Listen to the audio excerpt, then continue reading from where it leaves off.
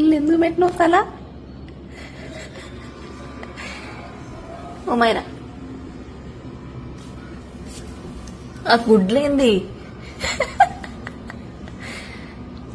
కళ్ళు బీక్కొస్తానే ఈ జుట్టుతోని. మైరా బయటికి రా.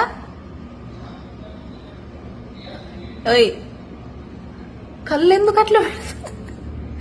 బయటికి రా, బయటికి రా.